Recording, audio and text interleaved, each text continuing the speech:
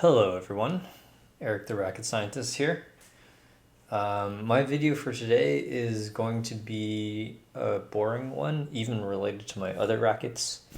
Reason being, this is not a new racket. This is a racket I purchased used recently, actually yesterday.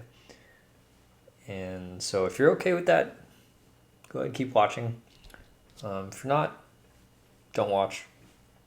Wait for a more interesting video, because I do actually have two new rackets which I will be doing in the near future.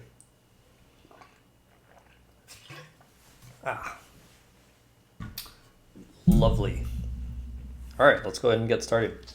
So as you can see, some of you are going to know, a lot of you are going to know, this is a Yonex Duora Z-Strike.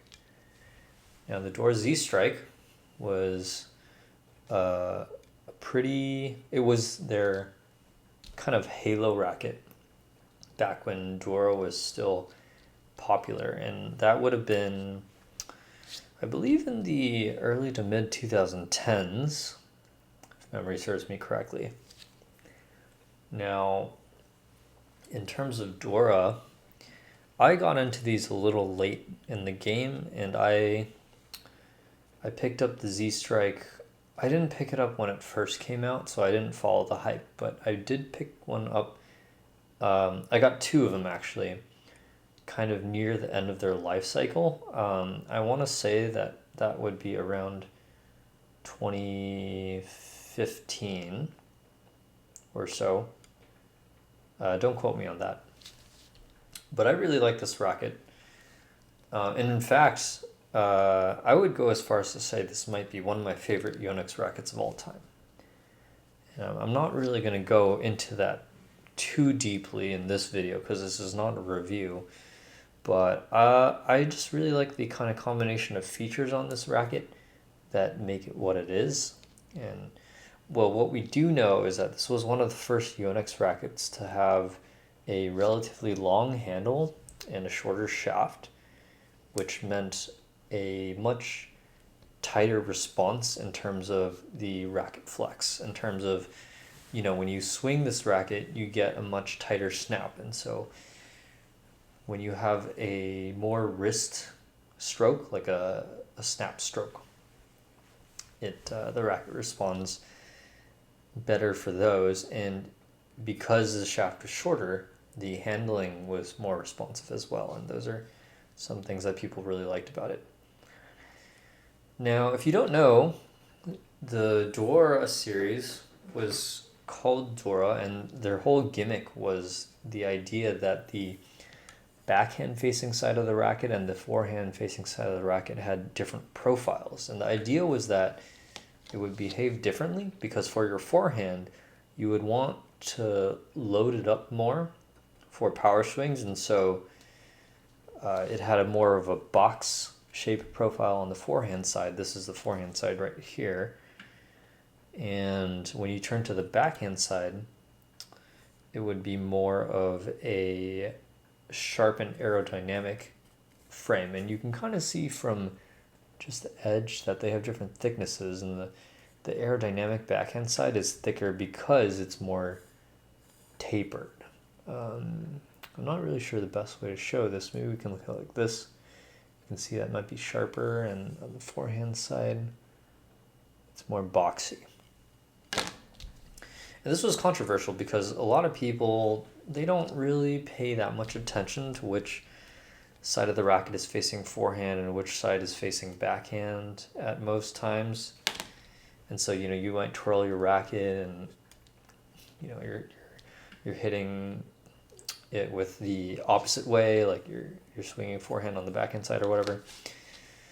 And some players just honestly just didn't care at all. Like, they don't care which side they're using, which I think is crazy. And the ones who do care find it really hard to, consistently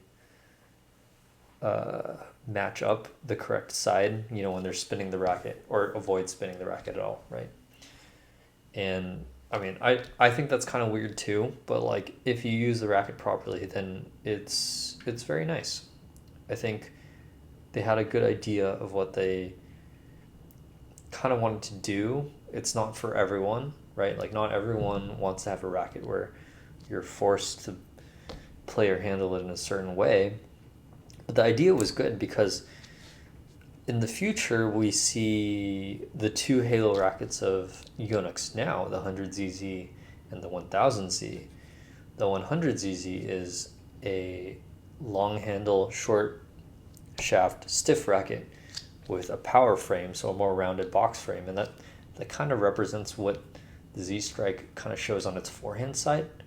And then on its backhand side, you'll notice that the sharp frame is kind of familiar because it looks a lot like modern nanoflare rackets, and so the backhand is a little more of a reminder of kind of what the 1000Z is today. And so you could say that it was a bit ahead of its time because it used design cues that were featured in both of those halo rackets. And so very nice racket overall. So you're going to notice that this racket is not in very good condition. We have a lot of large chips here. And so why did I buy this then if it's in poor condition? Well, I have a Z-Strike. In fact, I've owned two before, but in the US, the 3U variant was most commonly offered with the G4 grip size, so the larger grip size. In Asia and Canada, you could get the G5. But because I had bought both of mine in the US, I had two that were G4 grip size. And as time went on, I was sort of less willing to put up with that. So I sold those a while ago. And it wasn't until relatively recently that I finally decided, okay, because this is one of my favorite Yonex rackets, I'm going to buy a completely pristine JP code, brand new Z-Strike. So it was either in 2022 or 2023 where I bought that, and it was brand new.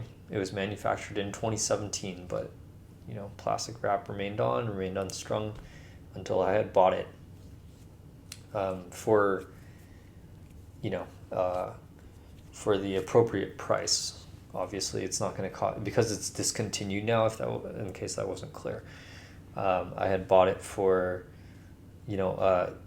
kind of a higher price than most modern new Yonex rackets. So it was like over $300. But, and that's one that I am just going to keep very nice and take out on very special occasions. So you could almost say it's like maybe kind of a collector's or special racket. I don't know.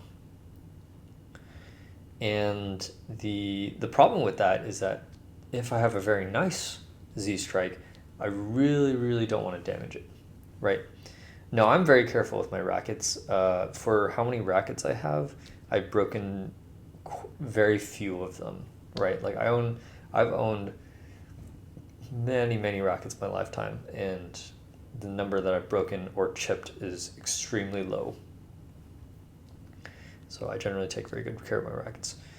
But at the same time, it's just better peace of mind to have another one to play with. Like if I want to enjoy the racket, I would rather have one that, I don't feel too bad about damaging if I do damage it, because again, this is already chipped. So if I had bought another nice one, I would also be afraid of damaging that, right? Because it's a discontinued racket. So I thought it would be good to pick up this for cheap. Got it for a pretty good price. And and it's worth noting, this is actually also a JP code. So in theory, it should handle completely the same as the other one and feel completely the same. It's just that it has chips on it. So with that out of the way, we're going to go ahead and treat this grip, because obviously, being my racket, and we want to go and make sure this is good and beautiful. We can see that the stock grip is still on here.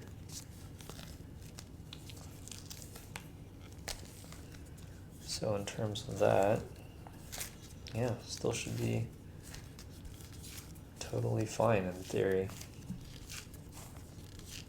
So that's great.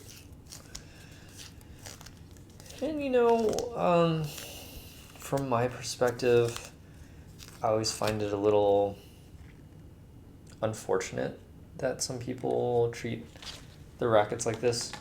Well, I want you to imagine this, okay? If this individual had managed to never scratch the racket, maybe even left the plastic on, this racket would for sure fetch minimum, hard to say, minimum $220, likely more. Because like I said, brand new JP Code Z-Strike with plastic on the handle that's never been strung can fetch over $300. Well, let me focus on the staple first because I don't want to mess this up.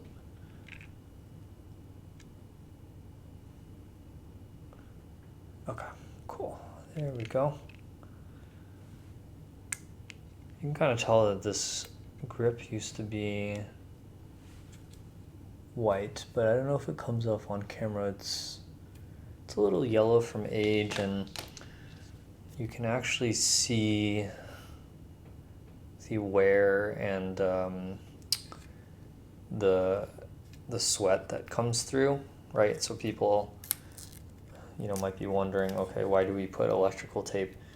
Yeah, this would be a reason why, right?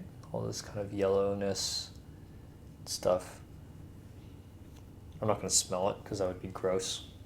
Don't want to smell someone else's hand sweat, but you know, it's just good peace of mind to be protecting the wood handle from all that.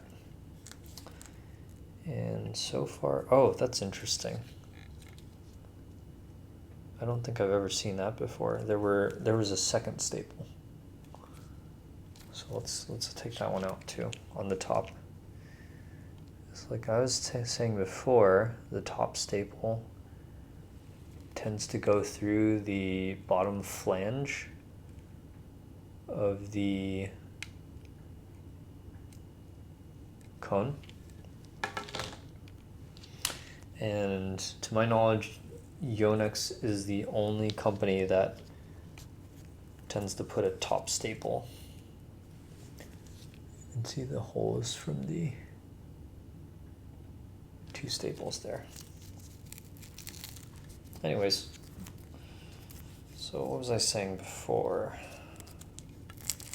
Yeah, if you know, if the original owner of this racket, and I'm not trying to, I guess, kind of criticize them in any way, right? Like once you buy a racket, you have a right to do whatever you want, treat it however you want. And, you know, if taking good care of it and making sure you don't clash means that, you know, you enjoy the sport a little bit less, then I think you have a right to do that with your racket. It's just my personal perspective is that it's a little sad to see a racket being treated like that. Like obviously broken rackets is unavoidable. Like I've broken rackets in clashes with other people. But yeah, I mean, you know, the more scared you are that it kind of affects the way that you play and stuff. And you know, a lot of people, for them, it's just a normal part of the sport. Maybe they don't care that much of, and rackets are just kind of tools, disposable tools to them, which is fine.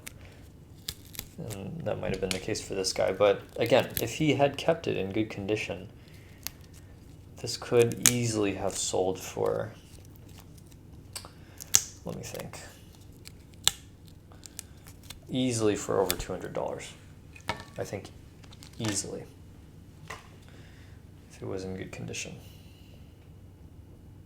And if you don't look at the frame, yeah, certainly it is in good condition. This handle is beautiful. You can see that the bezels are very sharp here. And so this handle was manufactured very well. The grain is very, very parallel. And so none of the sides really have any. You got a tiny bit of a splinter here, very small amount, but in general you can actually see just from the light reflection how smooth each bezel is. That's very nice to see. And that's part of the reason why I bought this, because even though the frame is chipped, it will still function every bit just like a regular racket. Oh, and by the way, if you are wondering, I did check that all of these chips, that none of them were structurally cracked, and that it's completely normal.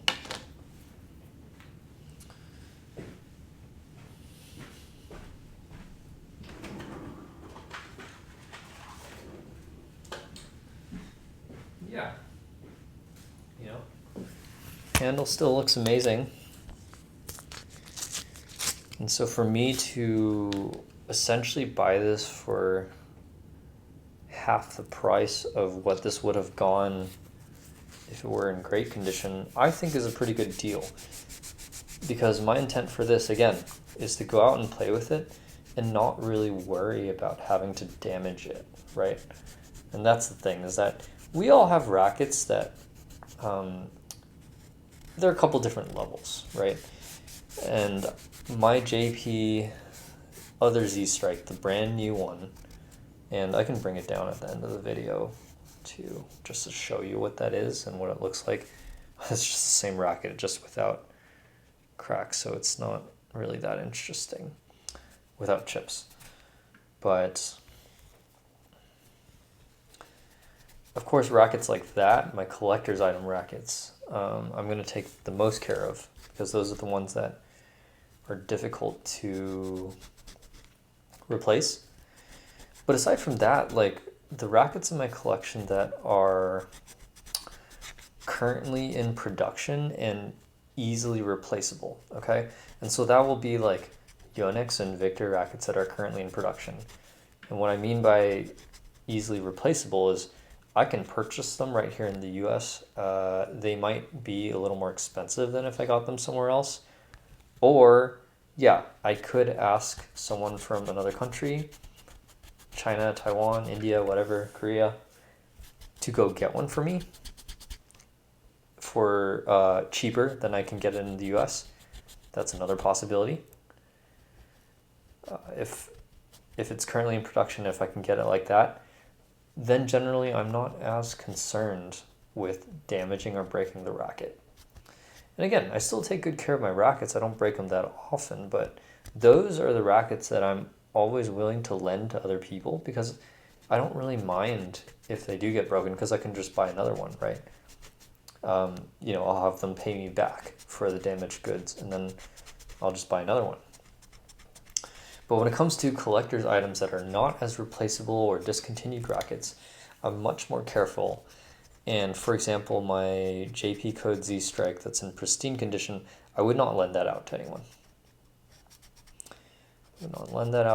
And unlike my other rackets, which, yeah, again, I try not to damage, but if it gets damaged, that's fine. The JP, the pristine Z-Strike, I don't want damaged at all, right? I don't want a single scratch on it. I want it to remain in perfect condition. And that's really what prevents me from really fully enjoying it a lot of the time. Like if I'm warming up or if I'm playing singles, generally that's fine. But if there's even the slightest threat of something happening to it in doubles, then I can't really play a real game with it. You know what I mean? Like I can't really go for shots. I just have to stand there and be like, yeah, I'm just gonna be a chill guy, stand here. My only goal is to not break my racket, right? And we circle back to having this thing where the frame is already chipped. And so for this one, yeah, really don't mind if I accidentally hit the floor, if I accidentally hit someone else's racket and chip it. Even if I break it, I don't think I would be that sad. Because again, not in very good condition, not in the great condition. It's in perfect functional condition, and actually that's why I bought it. But like, you know, it's not going to be a total loss, right? I should be able to find another one in a similar condition that's not perfect to play with again. That's kind of why I bought this racket, is just so I can actually enjoy it without having to worry about damaging it, knowing that I always have a perfect specimen sitting on my wall. Yeah, so that is my logic.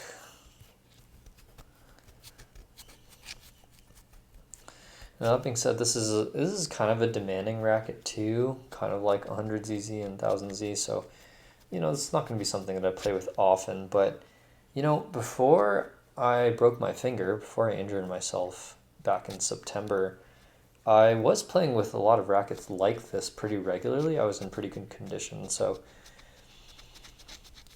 the reason I originally bought this racket actually was because I specifically really liked it for mixed doubles, okay? And what I mean by that is in mixed doubles, you are generally hitting, well, okay, there's no general like rule of thumb here, but like for me, I hit a much wider variety of shots in mixed doubles than I do in men's doubles, right? And by variety, I mean like we're also doing, you know, punch clears, defense, drives, lifts, smashes, drops, like all of it. Whereas in men's doubles, we're focusing a lot more on like fast flat game and whatever. And so this racket was really good, in my opinion, for mixed doubles because the sharp handling allowed me to make very good controlled shots, even in quick situations.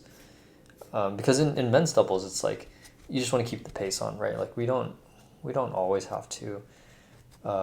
You know, some people really like directing shots to gaps and like being very accurate, but like oftentimes you don't have the time for that, and you just need to react really well.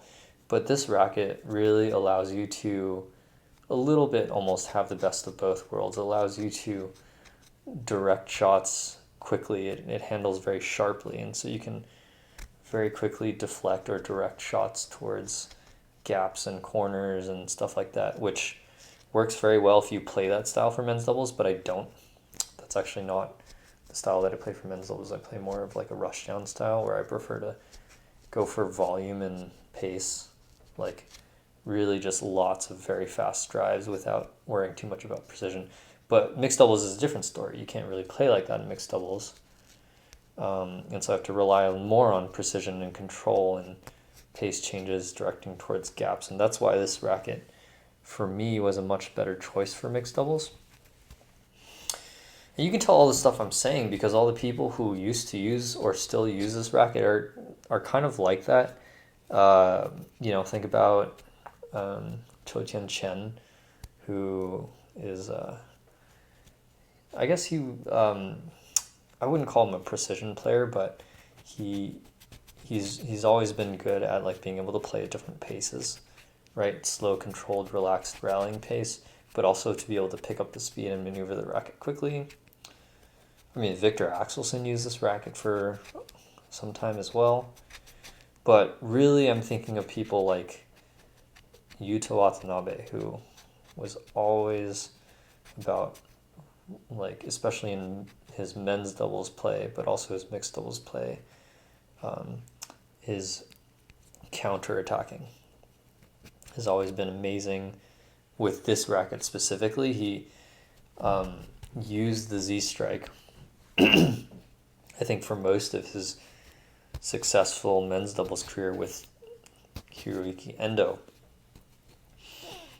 where he, excuse me, he was top 10 in the world and won All England and was undefeated against the world number ones, Gideon and Sukamuljo, partly because he used this racket to counterattack so well, right? Like the sharp handling of this racket allowed you to get your racket to the defense and block it so accurately.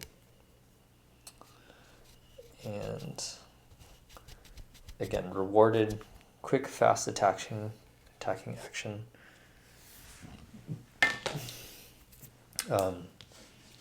This is taking a while, by the way, because this adhesive is a little old, so I'm going to grab another set of wipes real quick.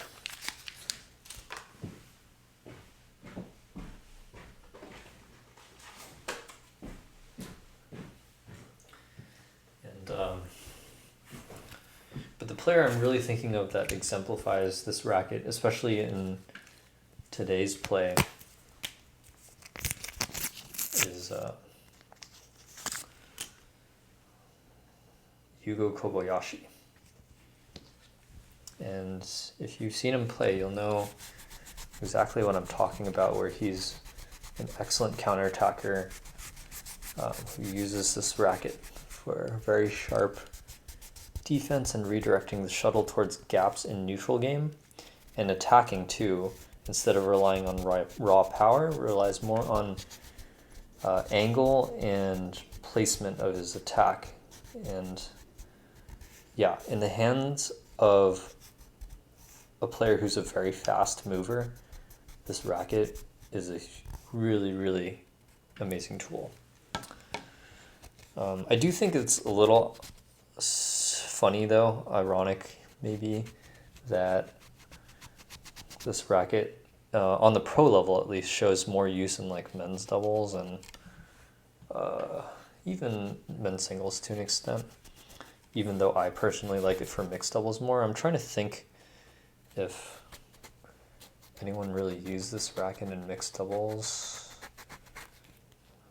Probably not right now, but again, it's an old racket, and very few players are left that actually use this racket. There's also racket-ready from India, Sairaj racket-ready,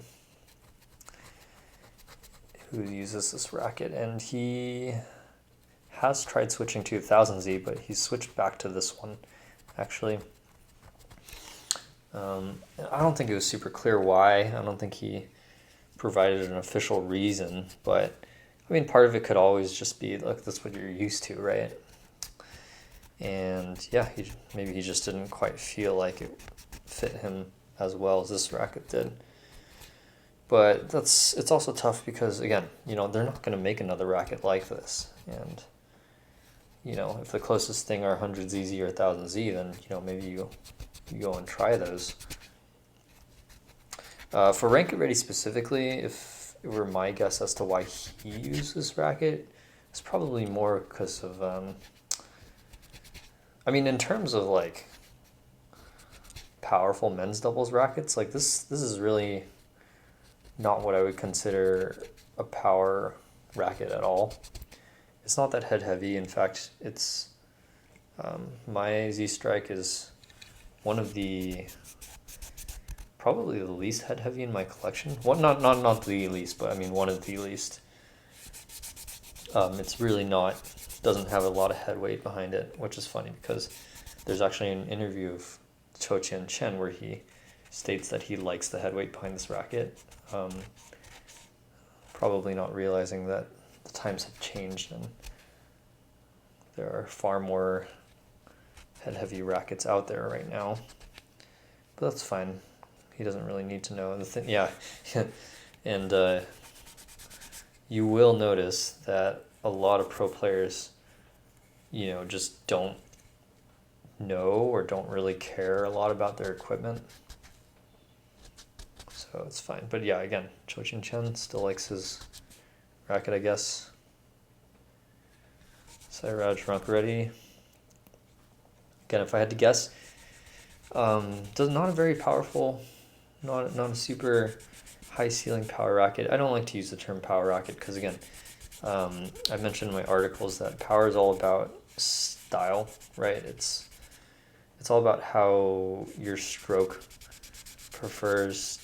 you and your stroke prefer to generate power. Like, everyone generates power differently, and like maybe a certain racket fits you better than others for that regard. But then it's also about the trade-off, right? Like if Racket Ready wants to use very smash-oriented heavy racket, he can do that. But you figure he's going to sacrifice a lot of the flat game, driving maneuverability, because, you know, both of those guys are quite tall, right? I think both Racket Ready and Shetty are over 6 feet, which gives them a distinct weakness in the flat game. And in situations like that, you might be inclined to select equipment that helps mitigate your weaknesses, right? And that's always another question is, you know, are you going to pick something that enhances your strengths or mitigates your weaknesses? And at top level badminton, it's often the case that they want something that, you know, they can work with.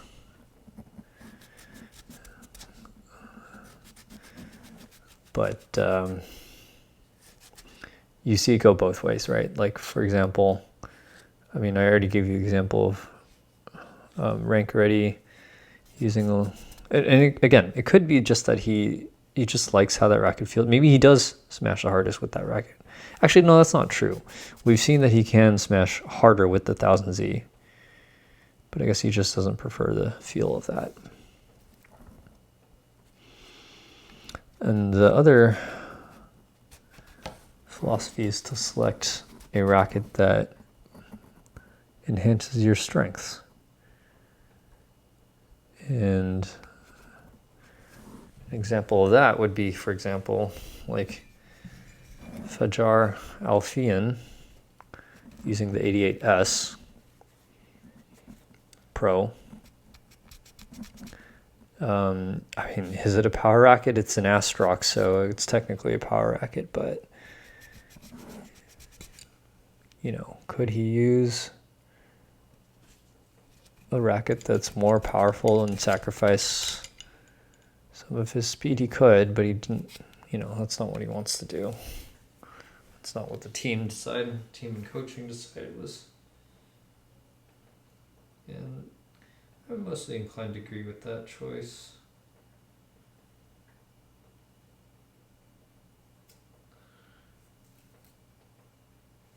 Okay. Got this mostly clean here. If you have an eagle eye, you will have noticed that the end cap has some weird wrinkles on it. Here. Kind of weird.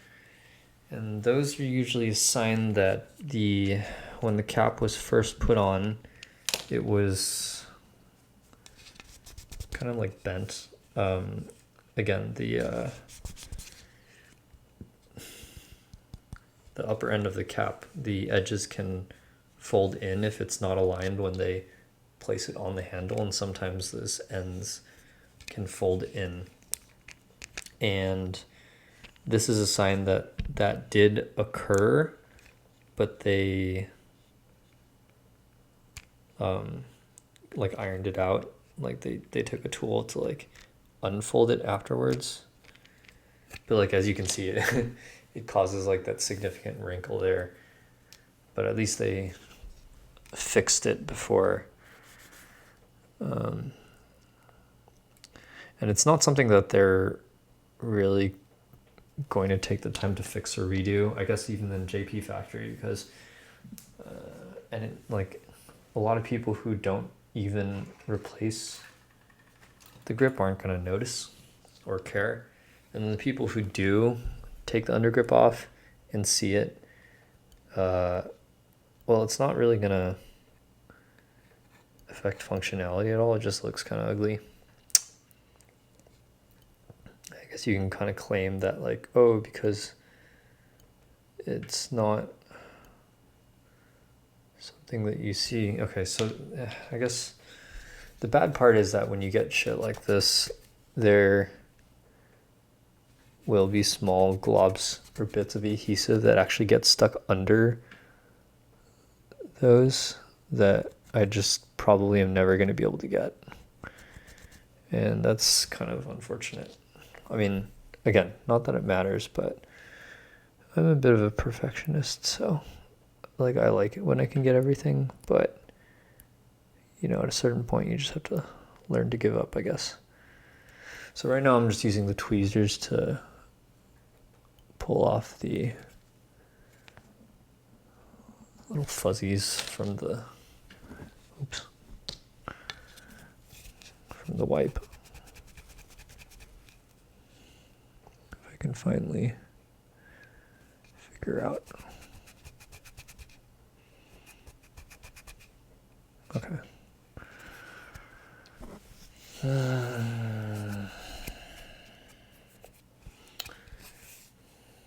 Okay, do I call it good? Probably call it good. And it's time for the tape. Take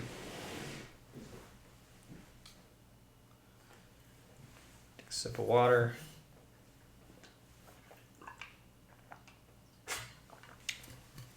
Remember to always stay hydrated. Hydro homies.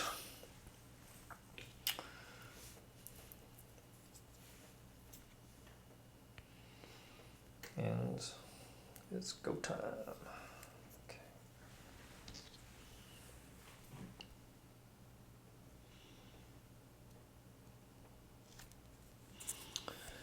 Beautiful handle. I'm pleasantly surprised at how nice and good condition this handle is. Which, I mean, I guess that's kind of a weird thing to say. It's like, it's not really the condition of the handle, I guess it's more the quality of the handle. Like, if the undergrip is still on, then you wouldn't be able to, like, forcibly deteriorate the condition of the handle now, would you? So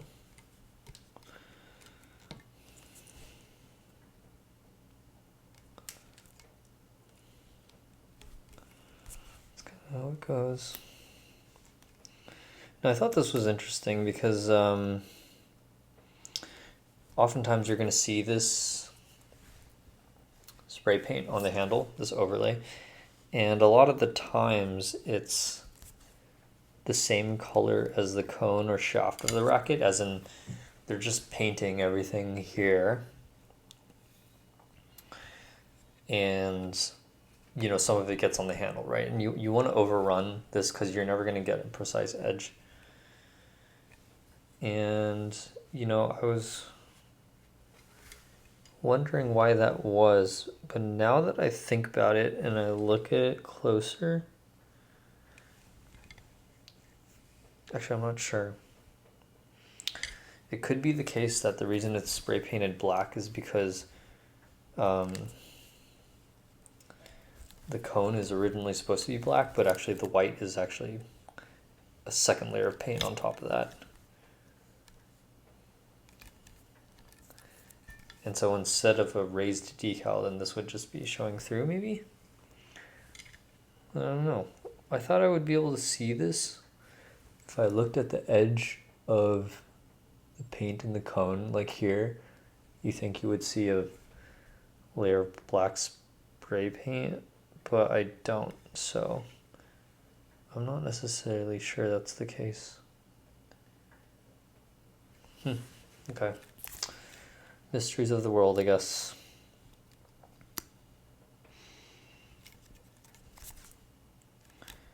And these are questions that, you know, one day, as the racket scientists, I hope to be able to answer for all of you.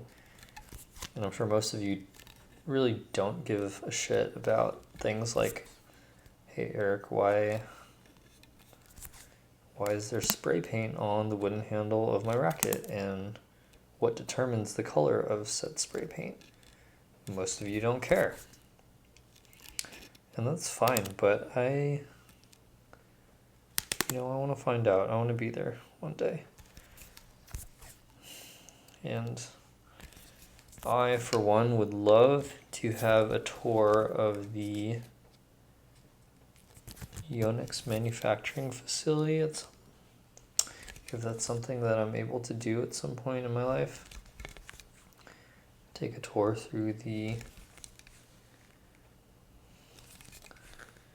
you know, there's videos of like top level Yonex players being invited to do that. Like, you know, there was a video of Victor Axelson walking through the factory and looking at rackets and stuff, and that was pretty cool.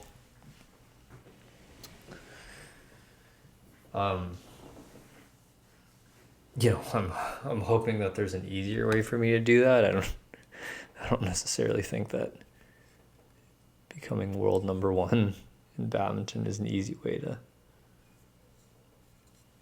easiest way to make my way into the Yonex factory. It's like, I don't know, is it just something that any old schlub can make an appointment, reservation, go tour, or is it, do you have to like be somebody, right? If that's the case, you know, my goal with this channel was never really to become famous or get big, but if I need to be, like, have a significant following in order to get into a racket factory, whoops, I'm doing this off camera. If I need to have a significant following to get into a racket factory, talk to racket engineers and designers, which I'm sure is like, you know, kind of a very secretive thing too. But if I have to do that, then hell, I guess that'll be my goal. You know, I'm not even trying to get popular for the sake of getting popular. I just want to get popular so I can take a tour in the fancy palace, the Yonex factory, Victor factory, whatever. I just want to know how they make the rackets, how they design them, how they come up with the tolerances, stuff like that. And I want to, at some point, dissect rackets too. That would be really cool. Like, cut up apart a racket, and, you know, I don't have a lot of broken rackets, but I think for the ones that I do have, I would be willing to cut apart. Of course, a perfectly good racket is not something that I'd be willing to cut. But especially because I'm buying all these with my own money, need I remind you? Well, that's the thing, you know, if I ever do get sponsored, if they let me, then I would want to cut up a racket just to see what it looks like, because the racket technology changes a lot over time too, so I would want to see how they do things differently over time.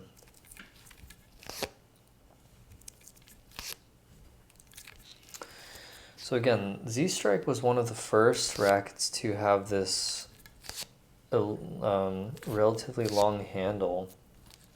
I remember the first time, you know, some of the first times that I gripped this racket, I always come up short because the handle's long. And that's the same for all the long handle rackets that I have now, like Leaning Blade X 900 new, my Axe Force 100, my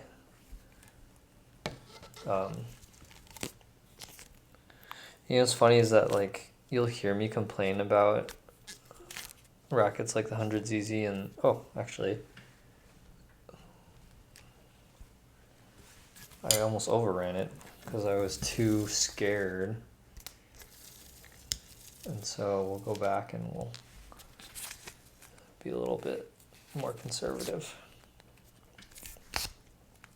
So I complain about 100ZZ and 1000Z a lot just because, like, oh, you know, I feel like they're so demanding. It's not that I don't like those rackets, right? I think they have cool and interesting designs, okay? I think it's always good for companies to be pushing the technology and the limits of design, right?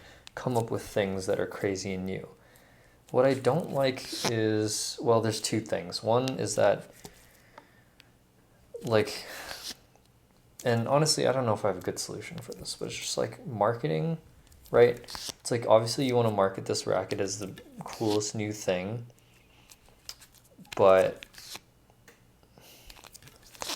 the reality is it's not a racket that's meant for most normal people, right? Like the number of people who can use rackets like that effectively, you would have to be like a high level regional player, like in terms of US.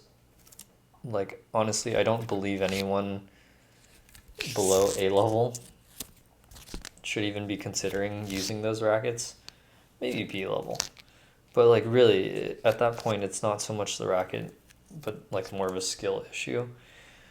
And you know, I think that the 1000 ZZ feels unique, and there are some people that like will play better with it. But I mean, I feel like there's still better options though. Oh, okay, you can see this time you came up short because I'm really just not getting the hang of this, am I? But I think like my general consensus is that yeah, like you know, amateur, intermediate players really should not be using this racket. Not this racket. Well, maybe this racket, right? Like this is also just not a very forgiving racket, and anyone that's like below a certain skill level, I shouldn't say shouldn't use. You can buy whatever you want, but my opinion is that if below a certain skill level, you won't be able to bring out the full potential of rackets like this. And you might be thinking, oh, okay, you know, you're just being hypocritical because you know I don't know how good you are, Eric, watching this video. And you're right, I'm not that great of a player, but I'm talking about having the racket for practical use because again, I'm a collector. I'm a racket collector, right? So it's like you know, you talk about a supercar, for example, say Ferrari, okay? And you think about a guy who buys a Ferrari that has a lot of money and is an amateur driver. Can he bring out the full potential of that car? Probably not, right? Like only like a real race car driver, like an F1 driver, would be able to do that. But if he's an enthusiast and he has his money and he wants to do whatever he wants with the car, yeah, that's fine. But, you know, don't delude yourself into thinking that just because you can afford and buy that car and because it's special and it's cool, that you're going to be able to use it to its full potential, because you can't. You know, well, we'll disregard what you can do on public roads, but that's kind of the case for rackets, advanced rackets like that. But if it's just for enthusiast purposes, then yeah, you know, whatever. But I mean, for like, yeah, intermediate amateur players, there are much better rackets that you could choose that you can come closer to leveraging the full potential of, will improve your game more. And to some extent, I think sometimes these rackets can also enforce some bad habits, right? Because the thing about the short shaft, which I won't go into too much, but generally it rewards a snappier string or swing. And I said that before. And if you're playing with that without the proper form, it rewards overusing your wrist when you maybe don't necessarily properly know how to use your body technique. It's not good. Anyways, so I got this all gripped up and cleaned up. Very satisfying. The previous owner has strung this with BG80 and it's partly frayed and it sounds that's not as low as I thought it would sound. That could be actually put this closer to the mic. What do you think that sounds like? I think that sounds like about 25, maybe 26 pounds. You know, some people talk about, oh, you know, you can push the center and stuff. I don't like doing that because it puts strain on the frame too. You should generally just be able to tell from the sound. So yeah, I mean, if the tension is good enough, I'll probably play around with this a little bit, but eventually I'll get this restrung. All right. So here we have the racket that I just finished. This one on the bottom. And here on the top with the pink strings is my beautiful, perfect condition, still almost new Z-Strike. And I guess I'll give you a close-up, but if you know what this racket is, then you already know what it looks like. So we'll just do a once over. You can see in the light that it is totally pristine.